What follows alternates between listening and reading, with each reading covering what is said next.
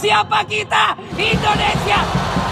Komentar orang Vietnam kaget soal bahasa Indonesia terpopuler kedua di Vietnam. Berikut ini komentarnya. Komentar Indo mengatakan orang Vietnam berbicara bahasa Indonesia untuk menarik pengikut Indonesia, hal itu memang benar adanya.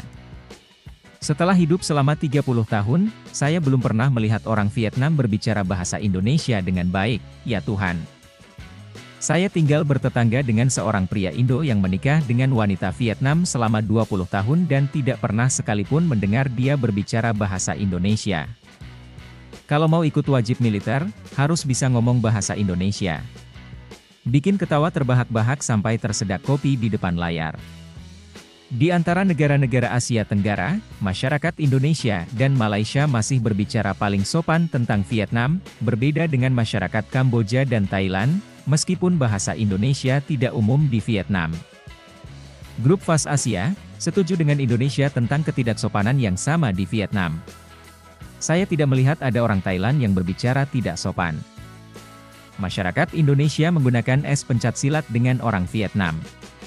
Tahukah Anda, saat Vietnam mengejar campot di Thailand, apakah Indonesia memompa senjata untuk Thailand melawan Vietnam? Satu-satunya alasan mengapa orang Indonesia merasa bahasa Indonesia populer di Vietnam adalah kurangnya musik. Kedengarannya membingungkan, bukan? Ketika TikTok pertama kali muncul di Vietnam, musik Vietnam di TikTok tidak mencukupi, sehingga memaksa pembuat konten untuk menggunakan musik dari negara lain.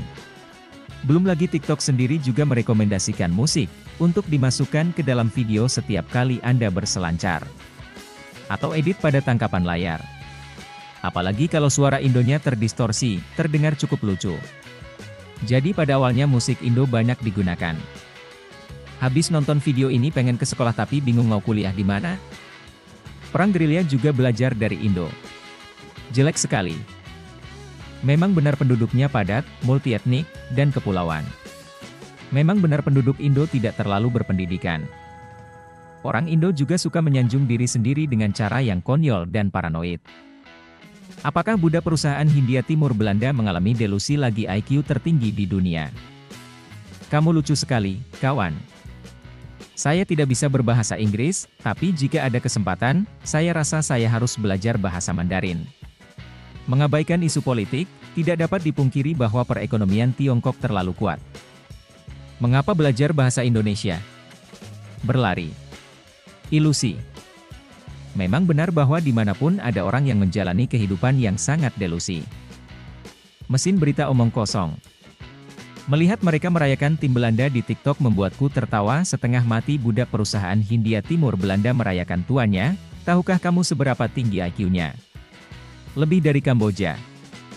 Apa gunanya belajar bahasa cetak? Itulah komentar orang Vietnam mendengar berita kalau bahasa Indonesia terpopuler kedua di negaranya. Gimana menurut kalian? Silakan komen.